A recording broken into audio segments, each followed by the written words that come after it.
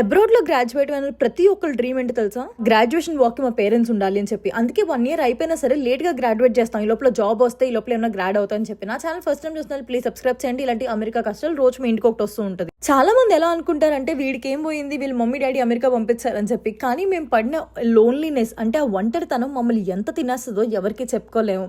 అందరూ బాగా పెరిగి వచ్చిన వాళ్ళమే ఇండియాలో, కానీ అబ్రాడ్కి వచ్చిన తర్వాత ఒక కొత్త లైఫ్ కోసం ఒక సీడ్ని నాటుకుంటాం మేము. ఆ సీడ్ పెరగాలి, లైక్ మా గ్రోత్ ఉండాలి అనుకుంటాం. మేము ఇక్కడ తిరగడానికి ఎక్కువ తినడానికి కాదు. మోస్ట్ ఆఫ్ ద టైం మేము ఎక్కడికైనా కొత్త ప్లేసెస్కి వెళ్తే వీడియో కాల్ చేసి మమ్మీ ఇక్కడికి వెళ్ళాము అని చూపించడానికన్నా మా మమ్మీ ఇక్కడ ఉంటే బాగుంటుంది అని అనుకునే వాళ్ళు చాలా మంది ఉంటారు. ట్రంప్ వచ్చిన తర్వాత బయట పార్ట్ టైంలు కూడా చేసే ఆప్షన్ లేదు. చాలా మందికి చేసే వాళ్ళు ఉన్నారు. ఫస్ట్ నుంచి యూఎస్లో పాలసీ లేదు, కానీ చేసే వాళ్ళు ఉన్నారు. ఇప్పుడు వాళ్ళు కూడా ఆగిపోయారు. ఇంట్లోంచి ఒక రూపాయి ఎక్స్పెక్ట్ చేయకుండా మాస్టర్స్కి దిగిన వెంటనే మేము చేసే పార్ట్ టైమ్స్ అసలు ఇండియాలో అందరూ బాగానే బతికొచ్చి ఉంటాం. అట్లీస్ట్ అప్పర్ మిడిల్ క్లాసే అయ్యి ఉంటాం. ఓకే, నాకు తెలిసినంత వరకు లోవర్ మిడిల్ క్లాస్ అయితే ఎవరు రారు, కానీ ఎప్పుడు ఇలాంటి పనులు కూడా చేస్తుంటాం.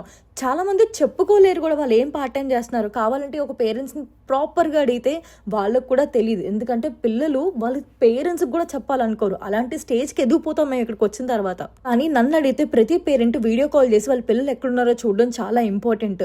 ఈ రోజుల్లో అమెరికాలో జరుగుతున్న దారుణాలు మీకు తెలియవు. ఆఖరి వరకు లాస్ట్ మినిట్ వరకు ఏదో సినిమాలో కూడా అంటారు కదా, పోతే నా ఒక్కడి ప్రాణంతో పోతుంది లేదా నా కుటుంబం బతికేస్తుంది అని చెప్పి. అదే డైలాగ్తో బతికేస్తారు ఇక్కడ.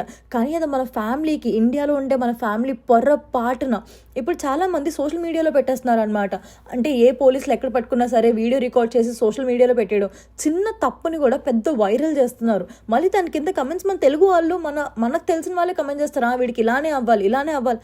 వాళ్ళు చేసే పని వాడేం సరదా ఎక్కి పార్ట్ టైం చేయడు ఆ హోటల్లో కానీ ఎక్కడన్నా, వాడికి ఇంకొక ఆప్షన్ లేక చేస్తాడు.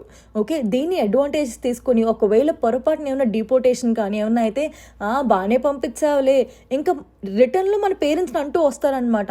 అలాంటి సిచ్యువేషన్ తెచ్చుకోవడానికన్నా మన చేతిలో ఉన్నది మనం చేసుకోవడం బెటర్. మన జాబ్ ట్రయల్ చేయడం బెటర్. లేదు అవ్వట్లేదు అంటే it's fine, pack your bags, go. మీ ఇంట్లో చెప్పు, నా వల్ల అవ్వలేదు, ఓకే నా మీద లోన్ ఉంది నాకు అర్థమైంది, కానీ I will try to do something. నెలకి 30,000 వచ్చే జాబ్లో నాకు తెలిసి ఇంకొక 15 లక్షలు అప్పు ఉంటే తీర్చలేం. కానీ ఇంత కష్టపడిన వాళ్ళు దేనికన్నా చిన్న బిజినెస్ చేసన్నా బతికే అన్న హోప్ అన్న ఒకటి వస్తుంది అబ్రాడ్ వచ్చినప్పుడు. సో ఎవరన్నా మీ ఇంట్లో వాళ్ళు ఇండియా నుంచి లైక్ అబ్రాడ్ నుంచి ఇండియా వచ్చేస్తే వాళ్ళని డిస్కరేజ్ చేయడం మానేసి it's okay, come back, you have the capability to start something new అని చెప్పండి.